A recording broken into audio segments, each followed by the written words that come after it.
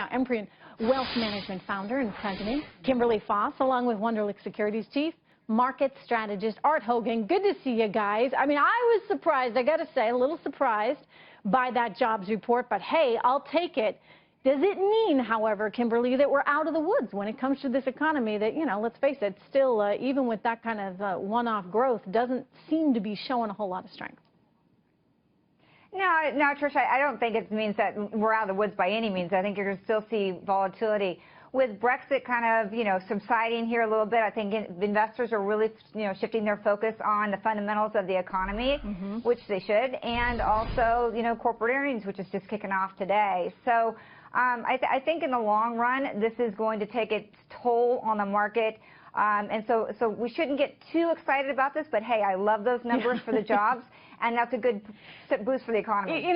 I wonder, Art, if a lot of people are looking at this are saying, hey, this is great because we're seeing some growth, but not enough growth to actually challenge what the Fed is doing. So is this kind of, a win-win situation for the markets, and that Janet Yellen and company, they're going to be compelled to keep the spigot on, to keep rates as low as they possibly can, given the global turmoil, while simultaneously, at least we can start maybe adding a little bit in the way of jobs? Yeah, I think that's exactly right, Trish. I think you nailed it. I think what we have right now is, and I think it's a conundrum between the debt markets that are telling us one story, right? We see yields that are low, as you just mentioned, and the S&P making a new high. So typically those aren't going to happen at the same time. Why is that happening? Central bank policy, right? So we expect our Fed to be on hold for a little bit longer than we thought they would. We certainly expect to see some intervention from the Bank of England and the ECB. Abe's victory in Japan obviously proves that he's going to continue to be stimulating both in fiscal and monetary policy. So that's it. You have both ends of the spectrum. I would much rather see blockbuster economic data and the Fed have to raise. I'd like to see the Fed raise this year, right? We want the Fed to have to raise for the right reasons, just like we want to see the unemployment rate to go up for the right reason, because we have more people coming into the jobs market. So to me, I'd like to see 3 months in a row of blockbuster numbers and have the Fed lift in September. But for the time being, with where we're at, we'll take this. It's good, and the S&P is still yielding more than the 10-year. So you buy the S&P 500 and get 2%, you get the 10-year, you get 1.5%. Yeah, so in other words, it encourages people to keep on taking on all this risk. I wonder, though, I mean, Kimberly, your thoughts on this. Has the Fed inadvertently really helped create or magnify this so-called income inequality issue, where people with assets, people that can put money to work in the stock market, are doing better, but those that really are living on a fixed income just don't have an opportunity? Yeah, I mean, we do. I agree with Art. We do need to increase the rate, and hopefully that Feds will do that later this year. It remains to be seen. But there is that inequality. I mean, I have thriving retirees, Trish, in my women in transition.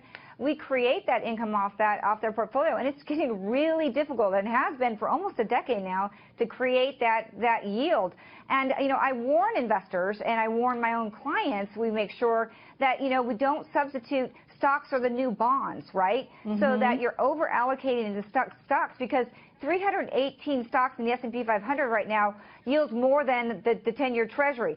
So the concern there is over allocating into stocks to get the yield. So just be careful, because you need to make sure that the allocation of your portfolio is commensurate with your ability to take risk and stay in this volatile market. That's where wealth is created. Thinking about some of those retirees out there, Art, what do you recommend? Is it a dividend play portfolio? I mean, if you can't make any money in the Treasury, and you can't, where do you go? Right. And Kimberly's right. And that's where you have to be careful. I think if you have retirees that have been successfully in utilities and telecoms and staples, those yields have come down massively, right? So, you've got multiples that are high and yields that are low, and the usual dividend darling. So you have to go out and look at things like REITs and MLPs and BDCs and things that have safe, or just look at your traditional technology companies that are actually paying pretty good dividends, certainly better than you're going to get in the fixed income market. So just be careful. Just know what you own. Know if you're in a utility fund, understand it's been going up for 3 years in a row. It's trading at multiples that are historically high and yields that are historically low. And find dividends, but find them in safe stocks. All right, good stuff. Thanks so much, guys. Again, up 109. Kimberly and Art, good to see you. We're going to be right back with more after this.